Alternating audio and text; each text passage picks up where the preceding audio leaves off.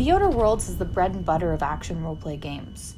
As this game is developed by Obsidian Entertainment, it looks and plays much like a Fallout game would. And rightfully so, as some of the team members had a helping hand in creating both the Outer Worlds as well as the Fallout series. With that said, if you enjoy first-person RPGs with the ability to customize players' personality and combat attributes, this game is for you. Outer Worlds is a compelling game from start to finish. I've given it a 9 out of 10, thanks to the beautiful graphics, impressive dialogue. What the fuck is this? Is this French? I can't fucking read French. Character development, and dark humor, all of which checks off the boxes on my list for an engaging game. With an estimated gameplay of 30 to 40 hours, it may seem like a short RPG.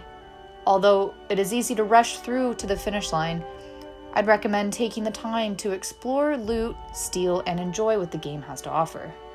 The Outer Worlds is set in a dystopian future, and presented in a satirical manner.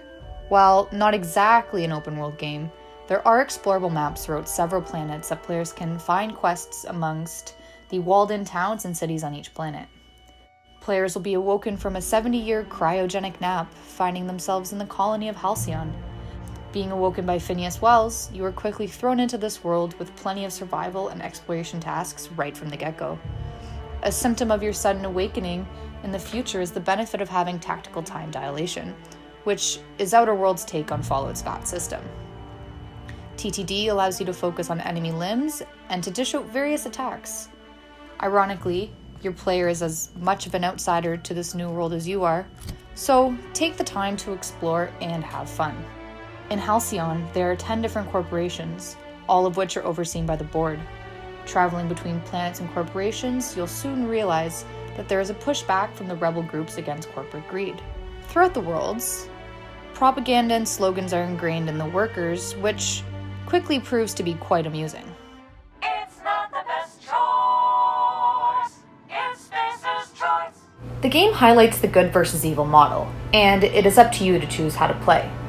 Want to help reform the corrupt board leaders of Halcyon? Go ahead. Or kill everything in your sight and live by your own agenda. You can do that too.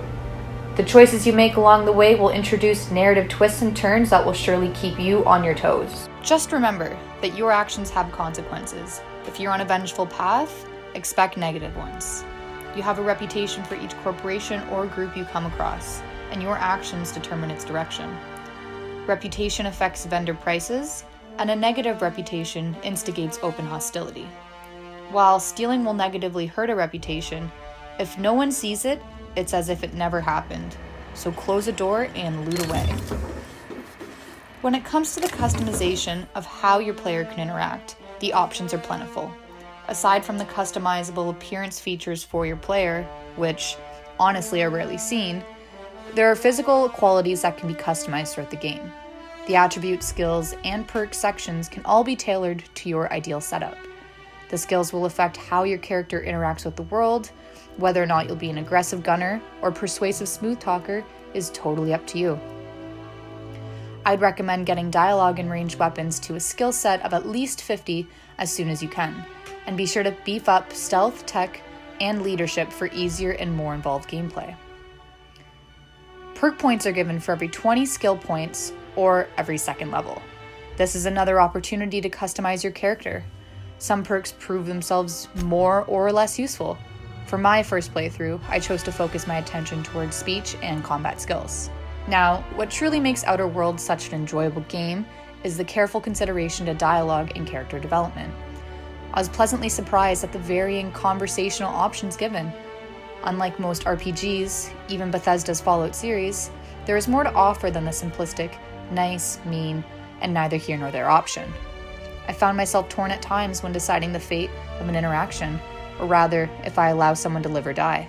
You'll soon find yourself with a crew of misfits, an engineer, hunter, robot, doctor, vicar, and a stowaway rebel. You have the option of having up to 2 companions with you at one time, each having their own distinct skill sets that add to your attributes while accompanying you. It is evident the game is truly well designed, with no detail spared in dialogue.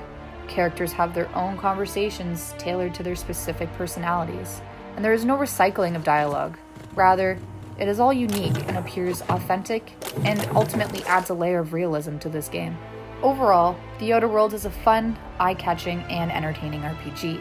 Unlike many RPGs, especially the Fallout series, The Outer Worlds has an impressive reputation for being relatively bug and glitch-free.